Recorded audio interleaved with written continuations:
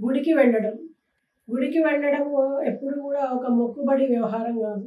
ఏదో ఫ్రెండ్స్‌తో సరదాగా వెళ్తున్నామనో, లేకపోతే అందరూ వెళ్తున్నారనో, ఈ మధ్య ఫోటోలు దిగి స్టేటసుల్లో పెట్టుకోవడానికో, ఇన్‌స్టా, ఎఫ్‌బీలో పెట్టుకోవడానికో దిగుతూ ఉన్నారు.